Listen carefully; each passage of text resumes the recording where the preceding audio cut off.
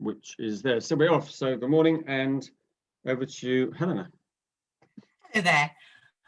I'm Helena Heywood, and I'm a member of the Odiham and Old Basing Patient Participation Group.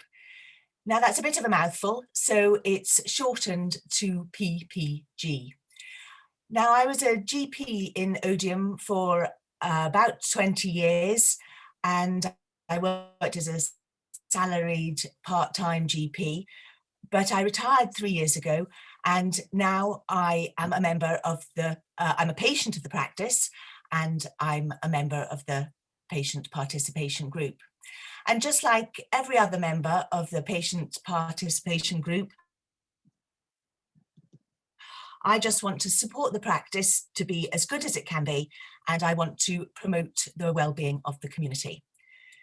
When I tell my friends that I'm a member of the patient participation group, they look at me blankly as if they have never heard of it and they don't know what it does. So I'm hoping by the end of these few minutes that you will know what a PPG does. You will have some idea of the things that we've done. I'm going to tell you about some of the challenges for the future. And I hope that there might be some people that will consider joining us, if not in front of me, perhaps on the recording. And I will give you the contact details of how to get in touch with us. I've got 2 slides, and I'm going to try and share the first of the slides with you now. Okay. So this is the first slide. I hope you can see it all. I thought you would like to see a picture of some penguins as a pleasant change from my face. So what is a PPG? Since 2015, it's been a contractual requirement of all practices to have a PPG. And it's made up of volunteers who are over 18, and they have to be patients of the practice. We have 10 members of the PPG who are patients of the practice, and we also have one doctor, who is Dr. Pizzotti, and one member of the administration staff, who is Sarah Murray. We meet every couple of months, and our job, in a nutshell, is to represent the patient interests to the practice, to improve the surgery, and to improve the services of the surgery, and to improve community well-being. Now, there are no set ways for a PPG to work, but we just want to promote well-being through health and education and good communication, so that we all get the best that we can from our surgery. So that's all very well, but what do we actually do? So I'll start by telling you some of the things that we have done in the past. So we have put health-related articles in some of the local parish magazines. We've done ones on hay fever, sunstroke. We try and make them seasonal. We've done pneumonia. We've done some health promotion type articles on things like aortic aneurysm screening, and also some service provision articles on things like missed appointments. Recently, we've tried to encourage use of the NHS app and e-consulting, and we've done that through word of mouth and social media.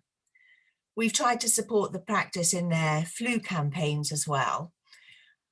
And we were just about to embark on a series of wellbeing talks. We'd got one planned for mindfulness when COVID struck and put paid to our plans.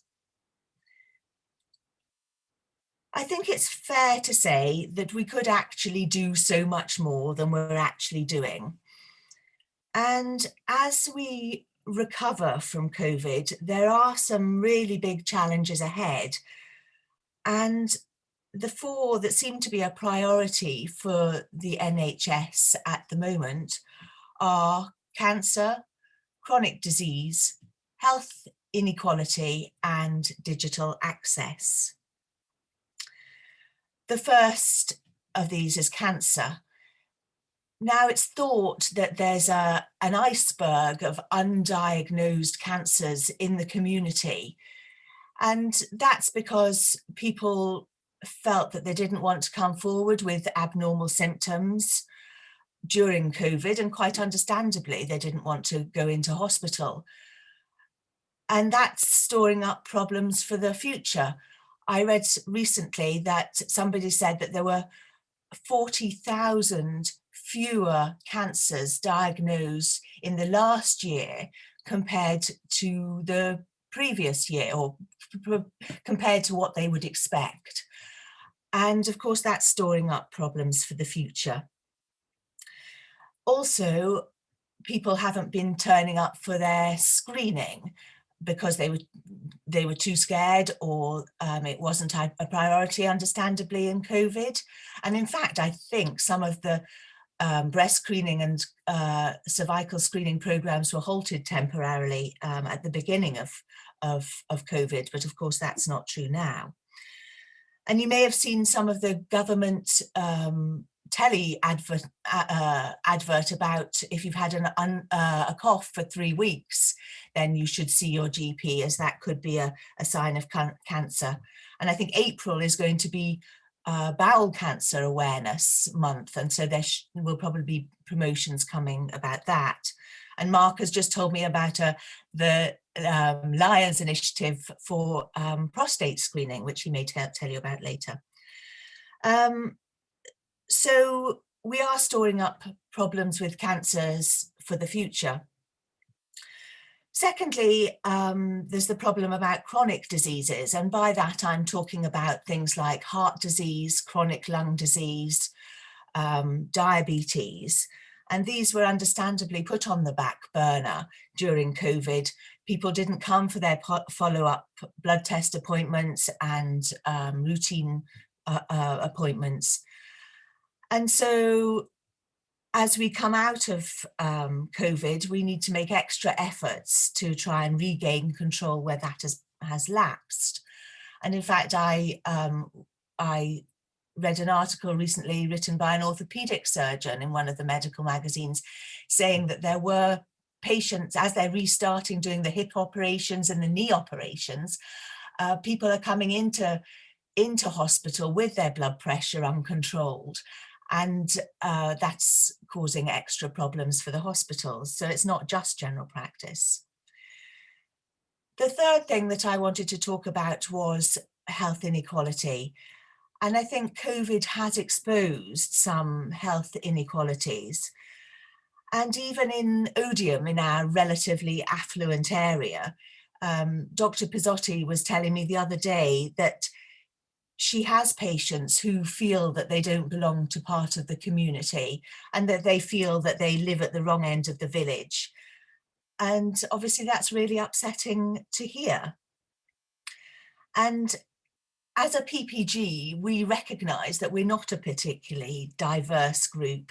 And so we would welcome with open arms anybody who feels that they belong to an underrepresented group or any minority. Also feel that we're not representing younger people particularly well. We don't have many younger members on our group to forge some links with local schools. And the last NHS priority moving forward that I wanted to talk about was that of digital access. Now, obviously, during COVID, access to the surgery changed and we moved more online, and having telephone calls and e-consults certainly as the initial point of contact with the surgery, even if later on people were brought up for face-to-face. And I think we all recognise that this change is here to stay, and that will be welcomed by some people in the community, But I think that it will be resisted by many too, and especially the older people who are perhaps not as techie savvy as some of the younger people, but maybe I'm making assumptions there.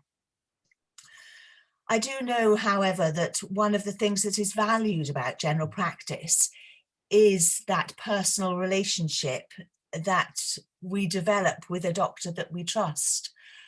And I just wonder how we're going to be able to maintain that when we move to a more digital access. So I would be really interested in how you think we can tackle these as a community and as we move forward. The other thing that I wanted to ask for help with and for feedback is I would like feedback about the service that we as patients are getting from Odiham Health Centre.